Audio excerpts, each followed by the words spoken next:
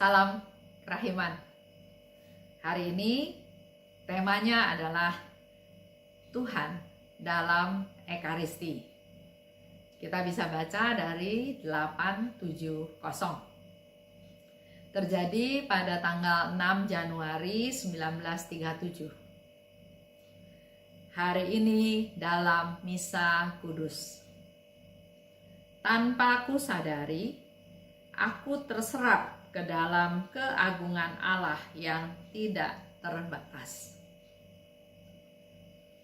Kalau kita secara khusyuk ke gereja, mempersiapkan diri dengan baik, datang tidak terlambat, kita punya waktu berdoa, kita punya waktu hening, mungkin bisa Bapak Ibu praktekkan pada waktu adorasi atau pada waktu jam suci ya, adorasi. Kalau di paroki saya di Santo Andreas itu ada setiap Kamis malam sebelum Jumat pertama. Suasana mendukung, hening dengan lagu-lagu yang sangat mendukung. Bisa merasakan kehadiran Tuhan, bisa merasakan kedamaian. Dan di sini Suster Faustina katakan, tanpa ku sadari, aku terserap ke dalam keagungan Allah yang tidak terbatas. Seluruh kasih Allah yang luar biasa melanda jiwaku. Dia sungguh merasakan kasih Allah. Kita juga sebetulnya bisa ya, kalau mau berpikir, begitu banyak Allah mengasihi kita. Dimampukan untuk hadir, dimampukan untuk punya waktu untuk mempersiapkan diri, diberi kesehatan yang baik, diberi keluarga yang baik, diberi pekerjaan, banyak hal yang menunjukkan itulah kasih Tuhan. Misalnya juga selamat dari kecelakaan, itu juga satu rahmat Tuhan, satu kasih Tuhan yang nyata. Kita belajar menggali banyak kasih Tuhan yang kita terima sebetulnya. Pada saat yang khusus ini, aku menjadi sadar betapa Allah telah merendahkan diri demi aku. Itu yang dirasakan oleh Suster Faustina. Saya nggak tahu persis pengalaman apa yang dialami oleh Suster Faustina ya, tapi akhirnya sampai pada kesimpulan bahwa dia katakan, aku menjadi sadar betapa Allah telah merendahkan diri demi aku. Faustina katakan, saya siapa? Manusia berdosa, manusia tidak berdaya, juga bukan orang pintar karena cuma sekolah sampai 3 SD, juga punya pekerjaan juga yang sangat-sangat sederhana, jaga pintu, tukang kebun, kerja di dapur, kerja di pabrik roti. Nggak ada satu jabatan pun yang wah ya. Tapi dengan pengalaman akan kasih Allah tersebut, dia merasakan betapa Allah telah merendahkan diri demi aku. Walaupun aku bukan siapa-siapa, tapi aku merasakan keagungan Allah. Ia adalah Tuan para tuan. Sedangkan aku, siapakah aku? Makhluk yang malang ini, sehingga engkau mau menyatukan diri dengan aku seperti ini. Persis seperti yang tadi ya saya katakan. Engkau tuh Tuhan yang luar biasa. Sedangkan aku, siapa aku? Manusia malang. Tapi engkau mau merendahkan diri demi aku. Engkau mau menyatukan diri dengan aku yang papa ini. Di sini juga terbukti kerendahan hati dari Suster Faustina yang luar biasa. Dia nggak bilang saya rasul Tuhan, saya dipilih Tuhan, saya sudah melakukan mati raga, saya sudah berdoa, sudah menjadi silih untuk menebus dosa-dosa manusia. Dia enggak memamerkan apa yang dia lakukan. Tapi justru dia merasa sangat rendah. Tidak punya apa-apa, sangat apa-apa, tapi kok Tuhan mau bersatu dengan aku? Itulah kerendahan hati.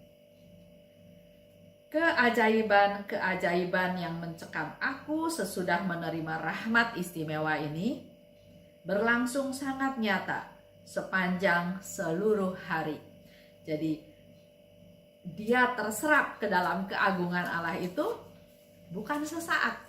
Dia bisa merasakannya sepanjang hari.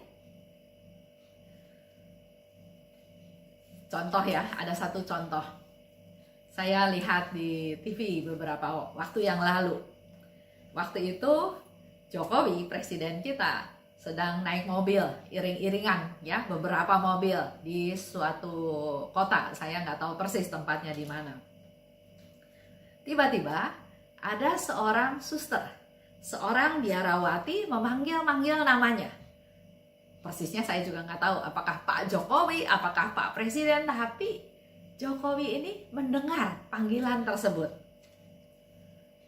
Bukan suster itu aja yang panggil Pak Jokowi, tapi orang-orang yang ada di pinggir jalan mengeluh-ngeluhkan dia. Rakyat-rakyat yang ada di sana semua juga memanggil-manggil Pak Jokowi. Tapi anehnya, Pak Jokowi mendengar suara suster yang memanggil.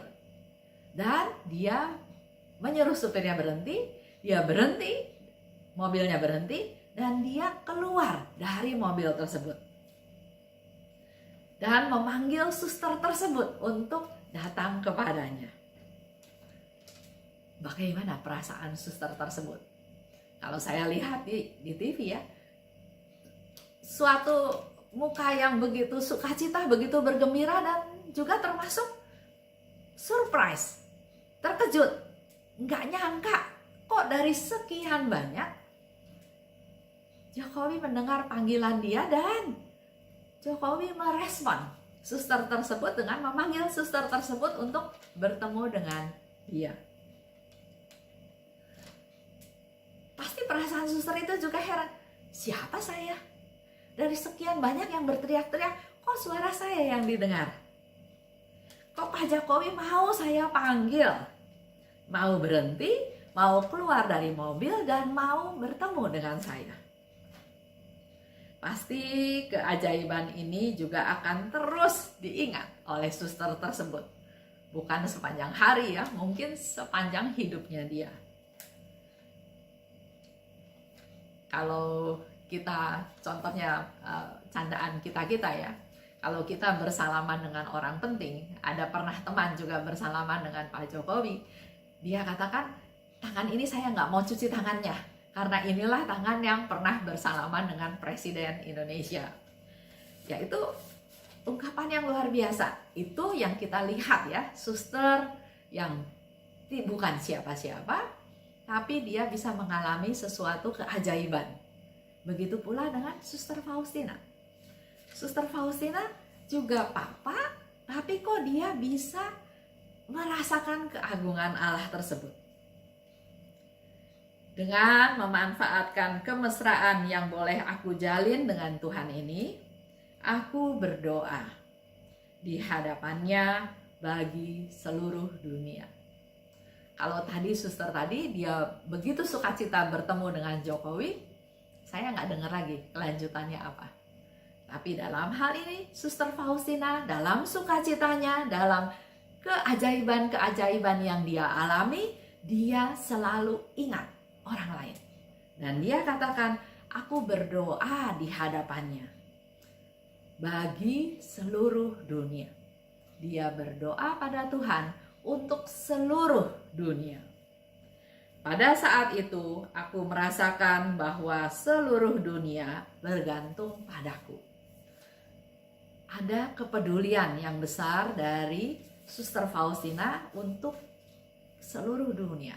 Jadi pada waktu dia berdoa kepada Tuhan untuk seluruh dunia, dan dia langsung merasakan bahwa ada ketergantungan, bahwa seluruh dunia bergantung pada dia.